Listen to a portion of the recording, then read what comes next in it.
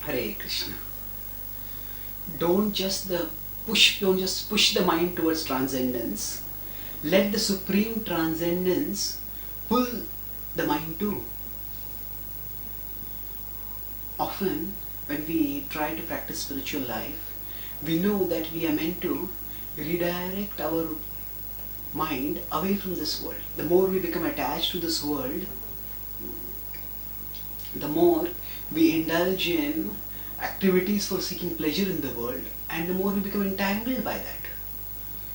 So, the way to avoid entanglement is by minimizing our engagement, the absorption of our mind, the attachment of our mind to the world. And for that we need to turn our mind higher, towards higher reality beyond this world. Now some people, they conceive the reality beyond this world to be an impersonal absolute that is without any qualities, without any activities, without any relationships, without any reciprocation of emotions. And now such a conception offers practically nothing positive to attract the mind. So it's primarily a rejection of the negative. And with such a conception of the absolute truth, we find it very difficult to move onwards in our spiritual pursuit. Krishna talks about this in 12.5 in the Bhagavad Gita, when he states, Klesho diktarastesham avyakta sakta chetasam avyakta hi gatir dukkham dehavadbhiravapyate. He says, Klesho diktarastesham. Klesha. Klesha is distress. Adhiktarastesham. There's a lot of klesha. Adhiktesham, for those people. Which people? Avyakta sakta chetasam. Those whose chetasa, whose consciousness is asakta, attached to avyakta, to that which is non-manifest, that which is impersonal. Avyakta hi gatir dukkham. Avyakta, so attachment to avyakta, gatir dukkham, progress and attainment, attainment of success on that path, dukkham is miserable. Dehavadbhiravapyate, that there is great misery for those who are embodied. So essentially what Krishna is saying here is that because there is nothing positive in the impersonal conception to attract us, so fixing the mind or on it, or even pushing the mind towards it, is quite difficult. On the other hand, Krishna is the all-attractive Supreme Person. He is, as Sripad Ramanacharya would say, he's Ananta Guna Sampanna Narayana. He is enriched, endowed with unlimited auspicious qualities, and he performs captivating pastimes. And therefore, as we start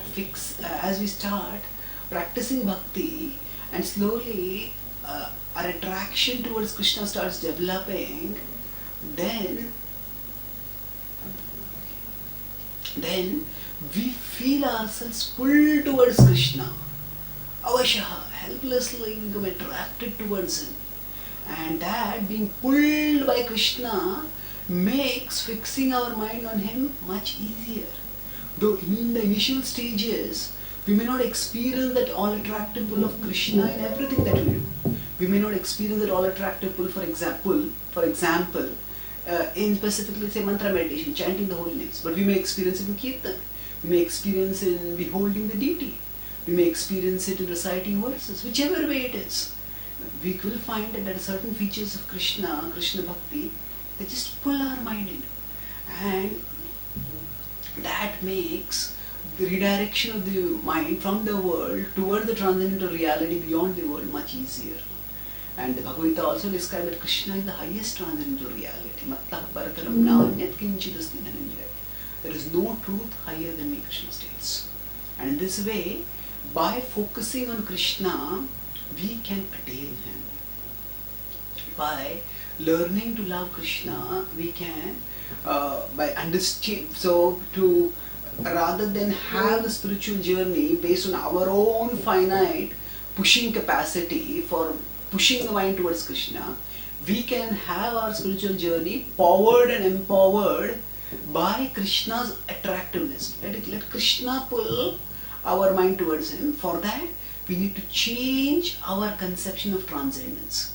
Rather than having the negative reactionary conception of transcendence as transcendent, which meaning that which has no qualities, no activities, no personality, because these are what we see in material things, and this is what binds us to material things. We can let scripture give us a more complete, more balanced understanding of spiritual truth, and when we understand Krishna to be the ultimate transcendence, then we, by accepting Krishna as a person who has attractive qualities and who can bestow mercy, we let Him pull our mind and heart towards Him, and thus become our spiritual journey becomes propelled by His mercy, and thus we attain Him much more easily and much more joyfully. That Krishna points out in the next verse where he says, Tesham aham samuddharta mrityu sansara sagarat. Tesham, for such people, those who fix their mind on me, aham samuddharta. Krishna says, I will take them out of material existence. Mrityu sansara sagarat, from the ocean of material existence. Bhavami nachirat partha. Those nachirat, for them this will happen, not after a very long time, soon it will happen. Mayaveshita chetasam, those who fix their mind on me. In this way we can by revising our conception of transcendence to elevate it to understanding of the supreme transcendental reality, the all attractive supreme person Krishna, we can change the nature of our spiritual journey from pushing to being pulled up, and thus joyfully move towards the supreme destination and perfection of life.